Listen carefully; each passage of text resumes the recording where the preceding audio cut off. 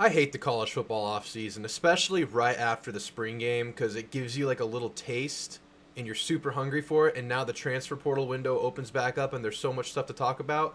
But we're like well over 100 days until the season. So it's painful. I like the offseason stuff. It's fun. It's fun to talk about recruiting. It's fun to talk about player development, speculation. But I'm craving the season. I'm craving football. I'm craving Saturdays in the fall. So what I want to do this week is fast forward into the season and do a totally off-topic video about the schedule. I know this is old news. The schedule's been out for a long time. I've never talked about it. I'm not going to give you a game-by-game prediction. I'm just going to give you a breakdown of the schedule. I'll tell you what games I'm going to, if you care to hear that. At least I plan on going to. And we'll talk about kind of the flow of the schedule, the home games, the away games, the strength of the schedule, the pressure points of the schedule. And by pressure points, I mean, do we have back-to-back road games? Are there back-to-back difficult games? Are there games we're glad to have at home? Let's just talk about the schedule. Mentally, I'm already in Kyle Field in Saturdays in the fall, so let's look at it. And y'all probably know the schedule by now. Starting with the Cupcake of New Mexico, but we know how cupcakes go in College Station. Sometimes those cupcakes actually have poison in them, and they kill you, App State. So, starting with New Mexico.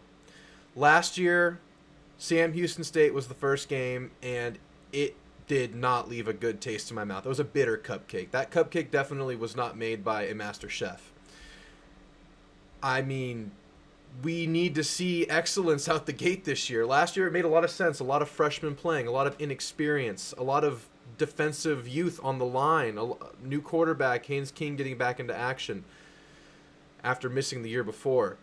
So there's going to be some more continuity going into this New Mexico game, this cupcake game. Obviously need to see some fireworks. You need to see some level of cohesion, of chemistry. I'll be looking very, very squarely at the offensive line because little to no excuses there this year. You're year two of your new coach. So much continuity on that O-line coming back. More than enough talent on that O-line.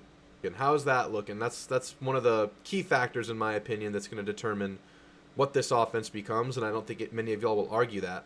So, obviously, in any tune-up game, quote-unquote, you want to see execution. Every Aggie's least favorite word, execution, execution, execution. And then the Miami, and I will be at that game. I will be doing my Los Cucos pregame margarita. I'll be watching games from the bar there. There's a wall of TVs that I like to watch, even though a couple of those TVs are typically like on HGTV. There's at least one game on that wall of TVs at Los Cucos, and I will watch whatever game is on.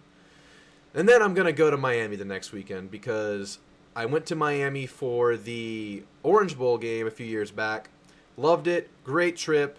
Stadium's kind of in a place that's not easy to get to. Kind of annoying, but whatever. Not on campus, which sucks for a college game. But I know Miami's more of a commuter school, so I've heard. So I've been told. Going to Miami. And last year, both Miami and Texas A&M were preseason dark horses for a lot of people. Preseason people teams that could shake up the college football landscape with a good performance on the year. Teams poised to, maybe win 10 plus games. And both teams ended up sucking. So that early season matchup, A&M versus Miami last year, low scoring affair, maybe defensive battle, turned out they were just not that good, unfortunately. Very unfortunately for us. So who's bouncing back? Who's bouncing back better? Could be a crossroads kind of game for both programs on the year. Both teams looking to do the same thing and righting the wrong of the year before. A&M should be farther ahead on this trajectory. And then back home, Louisiana Monroe, you get a tune-up. I'm so hesitant to downplay any cupcake. I keep saying the word cupcake, but as we know, they can be poisoned. Any cupcake after App State. And honestly, after how A&M looked versus UMass, after how A&M looked versus even Sam Houston last year, it just seems like they're not. Last year they didn't execute against these teams. So you're looking for the same thing against Louisiana Monroe, but I do like the way you get a little buffer before the SEC slate starts, because you have the Miami game, then you have a easier game on paper, and then you get into SEC play. Whereas last year, it was Sam Houston, App State loss, Miami, and then you're in SEC play. So I do really like that there's a buffer after Miami. That's really good. Hopefully you can get a fourth quarter rest. Hopefully you'll have the opportunity to gain more rhythm, to, if there was success at the Miami game, to carry over any chemistry that's been forming between, receivers and quarterbacks, O-line, all that stuff. You get to maybe stamp that stuff in versus Louisiana Monroe. But it's also a great slot to have a letdown game where maybe you're only scoring 28 points, which we've seen, as I said, versus a couple of cupcakes last year. So in general, this is a great start to the season because you get your 2 easy games. You get your 1 respectable Power 5 team at Miami, and then you're into conference play versus Auburn, which is weird because typically Auburn's later in the year. Normally, I think we're used to seeing Mississippi State at this junction, but it seems like they just flipped them this year. Auburn earlier, Mississippi State later. Auburn's in a weird place. Kind of hard to predict where they'll be, but I think if you're betting, you'd say A&M is the favorite this game. You got to go take care of business at home, but this Auburn series has been really weird since A&M entered the SEC, but it's a really good opportunity at home, especially if you've won those first 3 games, to get one that you can maybe, impose your will upon a little bit, but, we're going to take everything as it comes because nothing's easy, as we learned last year. But I really like the way the season starts so far. These first 4 games, it's very favorable.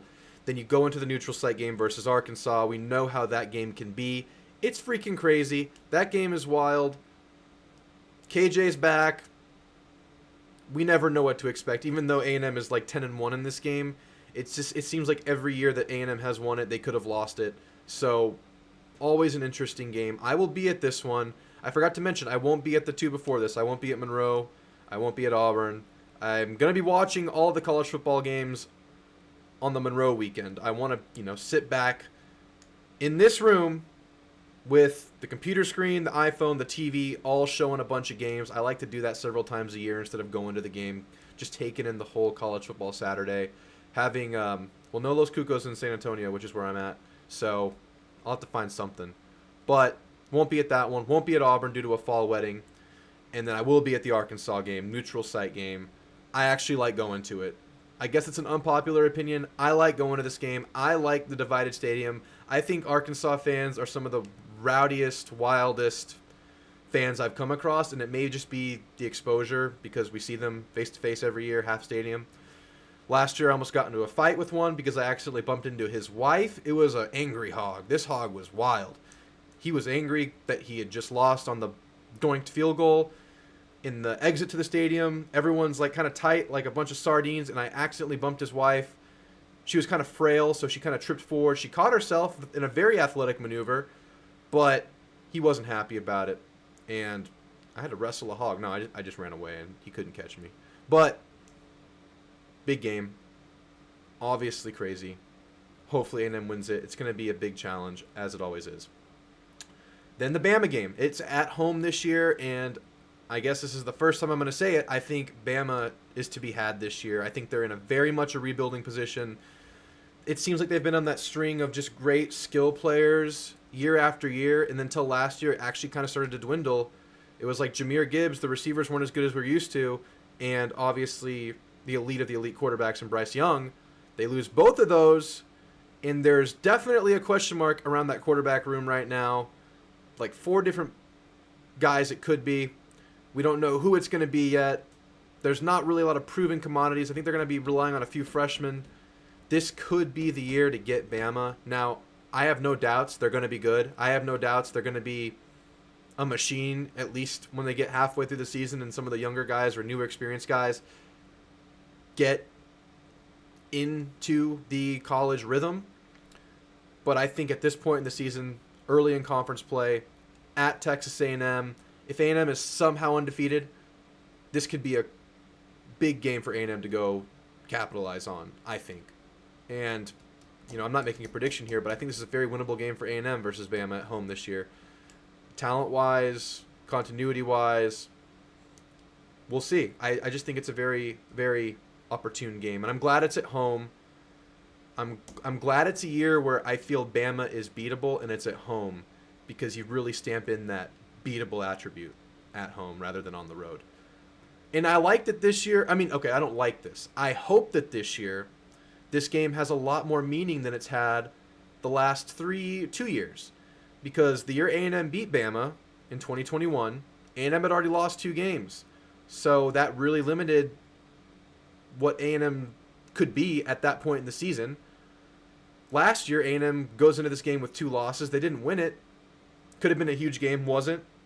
And it seems like everybody circles this game before the season. I'm not just talking Aggies and the Tide fans. I'm talking national landscape. People always circle this game. It's 2 of the more talented teams in the country going at it, 2 national champion coaches going at it, but it always seems to lose some of its luster thanks to Texas A&M. The last time it was meaningful was in the COVID year, and A&M lost by 40. So I really hope that this Bama game is finally the one where we get like a top 10 matchup, national stakes on the line, and I think the schedule sets up to where that's definitely a possibility. I think it was harder last year the way it's stacked up, where it was kind of a relentless schedule where it was like Miami and then into conference play. I like the buffer. I like getting Auburn instead of Mississippi State this time of year, although I don't know what Mississippi State's going to be with the coaching situation, which sucks. I hate that for them. I hate that for the Leach family. It sucks. But still, that's off topic. I'm glad it's Auburn. Oh, am I going to eat those words? I'm glad it's Auburn? I hope not. Anyway, hopefully this is the year where this game is super meaningful. And then you're traveling to Knoxville. Finally! What a fun place to go. Not in a COVID year either. A&M gets to go to Knoxville. I will be at this game. No chance I'm missing the opportunity to travel to Neyland Stadium in Knoxville, Tennessee. You got to respect and love Rocky Top as a college football fan, right? Like, you have to love it. You have to embrace their tradition, embrace what they are. I'm going to this game. Obviously, this is a program on the rise can you say program on the rise when they've been on top before, fallen and come back? I guess they're on the rise. It's like ebbs and flows. They're on an up. I think A&M has the chance to win this game, but I also think this is probably one of the toughest games on the schedule. At Tennessee, right after Alabama. It has letdown written all over it. It has tough matchup written all over it. Maybe the letdown is kind of not as much of a letdown as it could be if it was a lesser program, because it's hard not to get up for a game at Tennessee. But still, right after Bama, right after Arkansas, which is an emotional game. At least it's South Carolina afterwards, but it's not your grandma's South Carolina. They're also on the rise right now. But it's not like some storied program like Bama, Tennessee, even Arkansas, because they're more of a rival. South Carolina is a rival, though, if you ask the schedule makers. But yeah, at Tennessee, very tough game. That has to be the toughest game on the schedule, right? Just on paper, toughest game, just looking at the schedule right after Bama. Yeah, it's going to be a tough one to win. South Carolina at home, revenge game. South Carolina beat A&M for the first time in A&M's SEC history last year. Are they really on the rise? Was it a one-year thing? I mean, how is this really going to work? How good is South Carolina going to be? Obviously, they get Rattler back. They're on. We'll see. I don't know what to expect from them yet. We're going to know what they are pretty much at this point in the year, probably. We're going to know what we are at this point in the year. And if both teams pan out how you would project them to on paper, A&M should be the heavy favorite this game, at least a touchdown favorite. So, it's not as easy as it used to be, but you still hope A&M can capitalize on this one. Then at Ole Miss, get some more revenge on the road. I mean, every Aggie's favorite non-Aggie coach has to be Lane Kiffin, right? I mean, he's just so adorable and cuddly. No. We hate him. We don't like him. He sucks. He tweets about us a lot.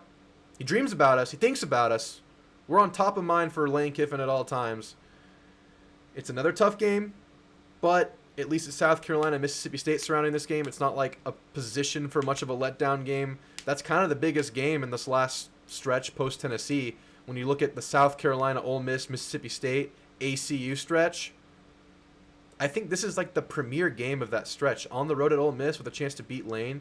And these kids are on Twitter. These kids see what Lane retweets and tweets about Texas A&M. I know Jimbo takes it personal, even though, what does that even mean if the coach takes it personally? everyone's going to be playing hard. Everybody plays hard when the lights are on. Very tough game, I think. I mean, at Ole Miss, it's never an easy game. It's a small but intense atmosphere. But I do like how it lines up at the end of the schedule. Actually, now that I look at it, the South Carolina, Ole Miss, Mississippi State, ACU portion of the schedule actually lines up quite nicely because you kind of have full steam ahead at Ole Miss. Like I said, Mississippi State's a total mystery to me. A&M plays them at home. That's nice to have. I think A&M should be favored in this game at home. But we'll know what they are at this point in the year. I don't know what they are right now. And then ACU, a tune-up game. You hope it's a better showing than UMass last year. I don't like this game. I never like these November FCS matchups. I'd honestly rather just have a bye. It's just such a buzzkill because like the season's going, you're like in these intense conference games, and then it's ACU. It's like, why? I get why. You want to rest your players. You want to give an opportunity to get some young guys in. But really, it's like a reprieve from the intensity of the SEC schedule. But like I said, just give it a bye. I mean, it just kind of sucks. It puts LSU on an island, which is cool. You get a easier matchup before LSU, and LSU's on the road. Last game of the year. A&M has never won at LSU in the SEC. Will this be the year? I don't know. It's been tough. It's been very tough to win there. In 2021, very disappointing ending to that game. A&M had a chance to win there, couldn't get it done. Jimbo does have a winning record versus LSU though now. He's 3-2. I mean, they're going to be good. They're going to be good this year. And it's the last game of the year on the road. We hope there's a lot on the line. We hope A&M's looking at 9-10 wins at this point. We hope there's a lot riding on this game. Because if not, A&M's just going to be able to play spoiler again, and we don't want that. As fun as it was last year just to spoil the dreams of LSU, we want it to matter for us. So, yes. So, overall, I really like how the season starts. I really like how the season ends. The stretch in this season that's going to be tough is at Arkansas, Bama, Tennessee, South Carolina, little deal right there. You got a couple of tough individual games at Tennessee, at Ole Miss, at LSU.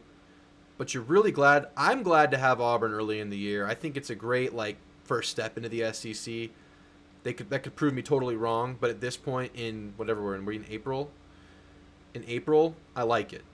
Arkansas is the tough neutral game before Bama. It's an emotional game. It's tough to have before Bama, but I think that's pretty typical. It's fine. Bama at home, I love that this year. That in a vulnerable Bama year, in a year A&M should be a lot better than the year before. Revenge factor from the year before. I love getting Bama at home. Obviously, you can say that every year, but if Bama's an absolute powerhouse at home, it's like, well, I wish we had them on the road because we're probably going to lose it anyway. But this year, Bama's gettable, in my opinion, and you get them at home, so that's cool. But then Tennessee right after Bama, that is tough. That is tough. Tennessee right after Bama, that is tough. Unless they have a letdown year, that is going to be difficult. And then this stretch, South Carolina at Ole Miss, Mississippi State, I'm cool with it. I like Ole Miss being the away game there. It's a very easy game to get up for. I like it. I like the schedule. At LSU's tough, but I like the schedule. I really do. It just kind of flows nicely. You don't have that big chunk like last year where it was just bang, bang, bang, bang right after you get your 2 cupcakes that we lost out of the way. So what do you guys think about the schedule? I was probably long-winded in talking about that, but hey, I just want to talk about the season because I'm craving it. We got a taste with the spring game, and now I'm all over it. So do you like the schedule? I'm not giving a prediction, but if you want to, go for it. What are the toughest games in this schedule, in y'all's opinion? Is it Tennessee? Is it LSU? I think it's those two. And do you think we can get Bama this year? Do you think this is the year Bama might be having to rebuild and get through some lumps to get to the end of the season? I think it might be. So, guys, thanks for watching. I'll see you in the next one. Gig 'em.